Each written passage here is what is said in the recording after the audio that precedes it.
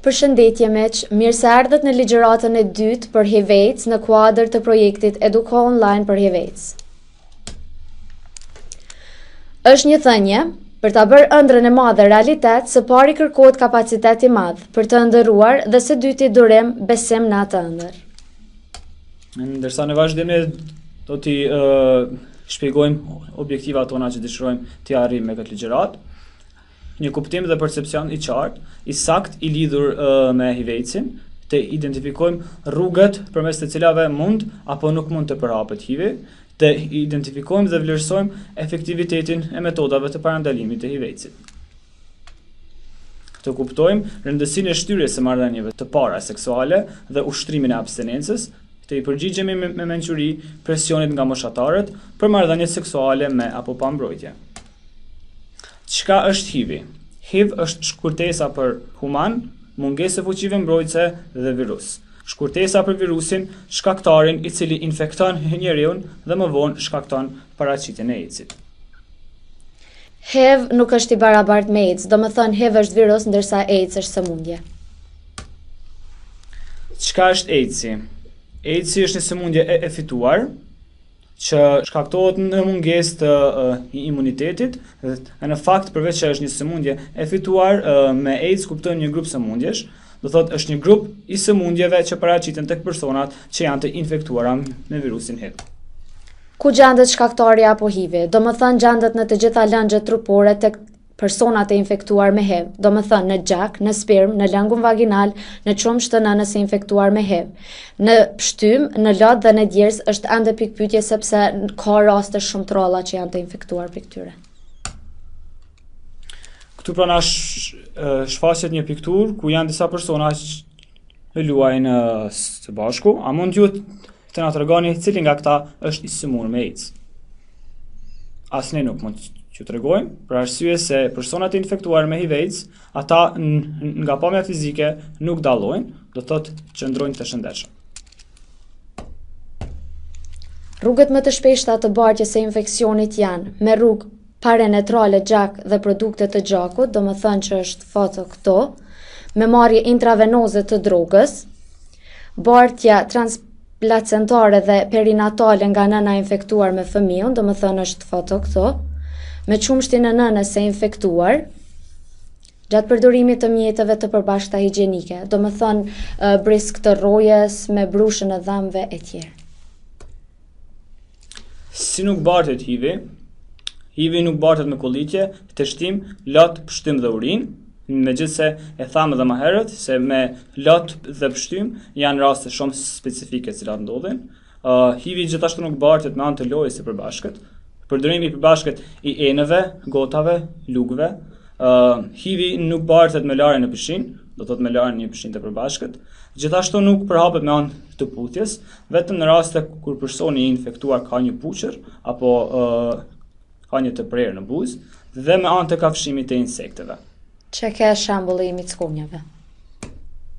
Këtu kemi edhe disa foto si nuk bartet HIV, domethënë vetëm nëse ulemi në një autobus së bashku afër njëri tjetrit, nëse përdorim të njëjtin telefon me ata që janë të infektuar me HIV/AIDS, nëse veshim rroba të njëjta me njëri tjetrin, nëse vetëm i zgjatim dorën njëri tjetrit, etj. etj. Algoritmi i transmetimit të HIV-it. Dalja, virusi duhet të dalë nga trupi i personit të infektuar. Mbijetesa, virusi duhet të jetë në kushte të përshtatshme që të mbijetojë.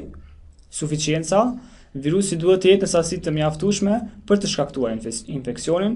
Dhe hyrja, virusi duhet të hyjë në sistemin e qarkullimit të gjakut të personit tjetër.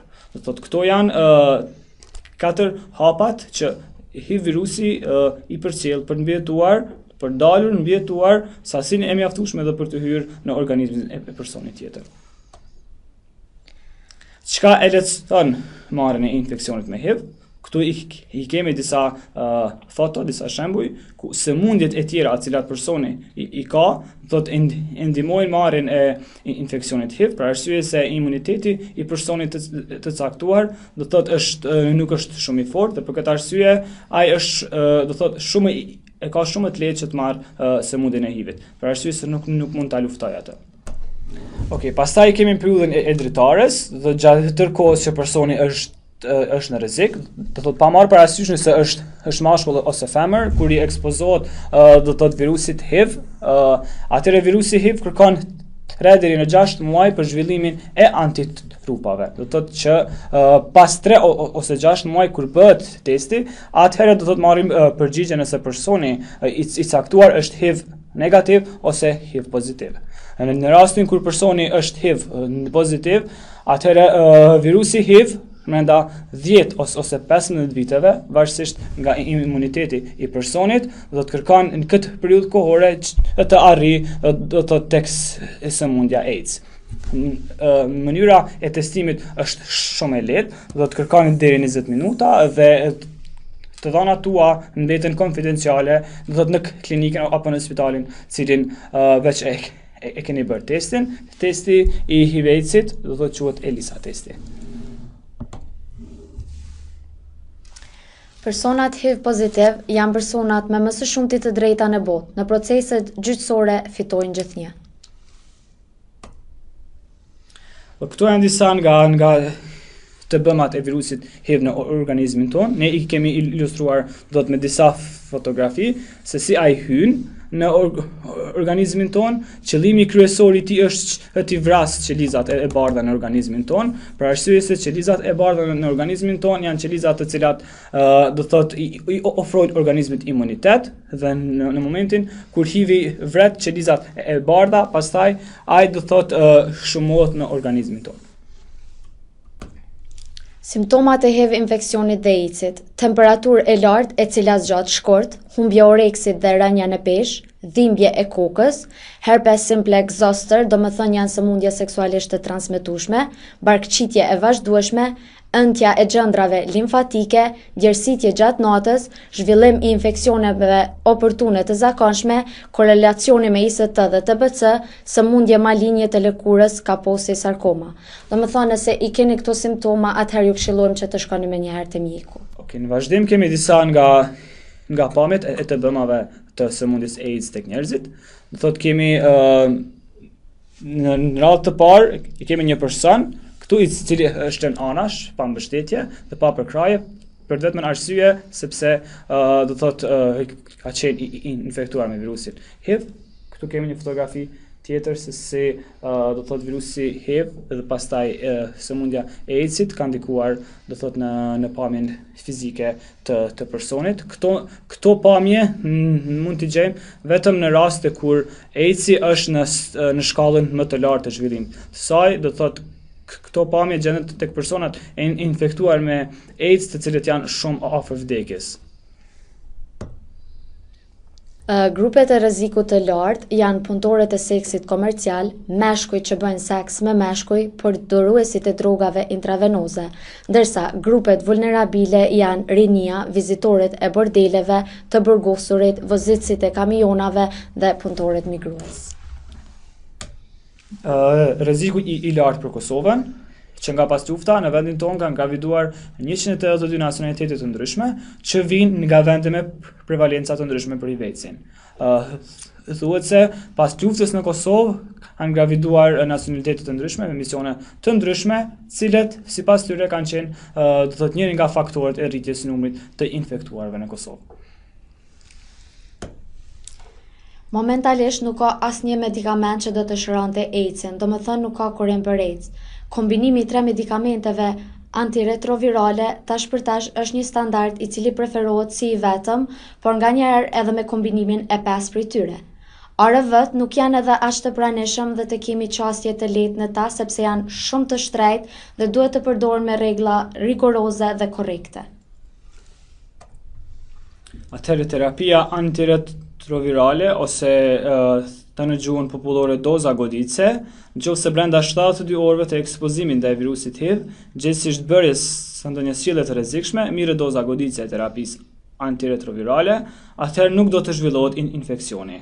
Do thotë kjo dozë godice duhet të përdoret brenda 72 orëve, nëse personi i caktuar mendon që i është ekspozuar një sjellje të rrezikshme, e cila mund ta sjellë deri tek pranimi i virusit HIV.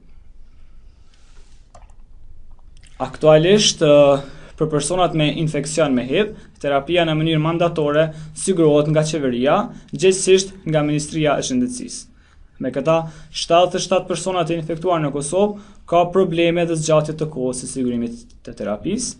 Me një fluks prej 1500 personave të infektuar me HIV do duhej i tërë buxheti i Ministrisë së Shëndetësisë, pra ky është një shembull se sa i kushtueshëm ose terapia për AIDS-in. Mikëshyria e zhvillimit të AIDS-it. Tek personat e shëmur me HIV, çdo 4 apo 6 muaj tek ne bëhet një analizë që quhet mbushja virale dhe përcillet ecuria e infeksionit, ndërsa në vendet më të zhvilluara kjo bëhet më shpesh. Objektivi ynë është parandalimi i kësaj sëmundje, informimi i personave me rrezik të ulët. E dyta është rinia, pra me anë të këtyre projekteve dhe ligjëratave si kjo, ne mundohemi të informojmë rinjët për pasojat e HIV-sit, me qëllim të fitimit një pasqyrë reale të rrezikut. Herë kemi edhe alfabetin për parandalimin e HIV-sit, që është abstinenca, mos praktikimi marrëdhënieve seksuale për një kohë, që është besnikëria, të jesh besnik ndaj partnerit, pra ti besosh plotësisht, dhe kondomi, domethënë ose mjetet e tjera kontraceptive. Kondomi me kondom domethënë nuk mundesh me marr HIV-in, po ashtu edhe ju largohesh shtatzanive të padëshiruara. Atëherë kujdes. Përveç edukimit, duhet bërë dhe këshillimin parandalues me qëllim të ndryshimit të sjelljes. Kjo nënkupton që në momentin që ju edukohi ose merrni informacione mbi sëmundjen e HIV-sit, me anë të ligjëratave të ndryshme, broshurave të ndryshme, të jeni të gatshëm të këshilloni bashkëmoshatarët e juaj, grupet e ndryshme, të cilët janë në rrezik për marrjen e këtij virusi. Atëherë kaq ishte edhe për këtë ligjërat të dytë. Nëse keni ndonjë pyetje, mund të na shkruani në web faqen tonë edukau.org. Faleminderit për vëmendjen.